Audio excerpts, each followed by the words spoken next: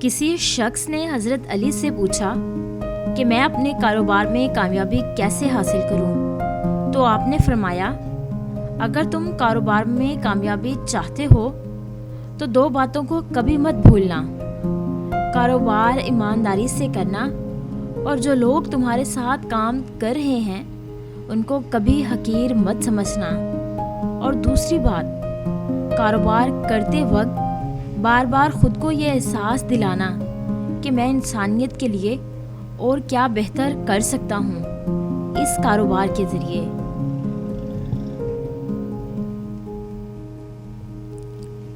ناکام ہونے پر اپنے آپ کو کبھی بھی برا نہ کہیں، بلکہ نیا آغاز کریں، کیونکہ ایک دوسرا موقع آپ کو ہمیشہ خوش آمدید کہنے کے لیے منتظر رہتا ہے۔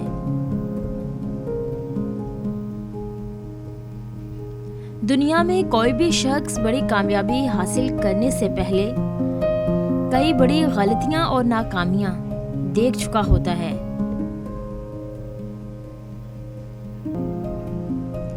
کامیاب انسان وہ ہوتا ہے جو رسک لے کر کچھ نیا کرنے کی کوشش کرتا ہے۔ آپ نے جب بھی کچھ بڑا کرنا ہو تب اپنے دل کی سنو، دل آپ کو صحیح راستہ دکھائے گا۔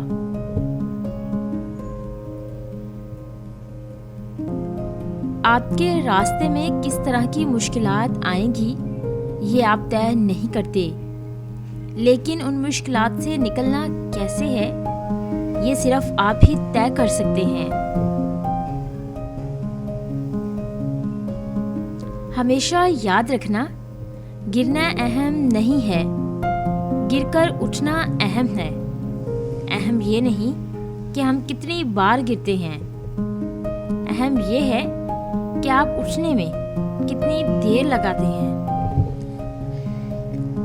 کامیاب لوگ سیکھنے کا کوئی موقع ہاتھ سے جانے نہیں دیتے، چاہے وہ سیکھنے والا عالم ہو یا چھوٹا بچہ ہی کیوں نہ ہو، وہ پوری عمر سیکھتے رہتے ہیں۔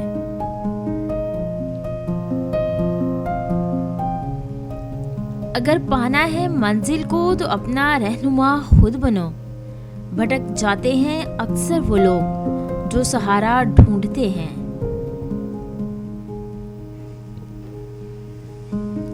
اپنے اندر اپنے سپنوں کو زندہ رکھیں، اور اگر آپ کے اندر آپ کے سپنوں کی چنگاری بجھ گئی ہے تو یوں سمجھیے جیتے جی آپ نے خودکشی کر لی ہے۔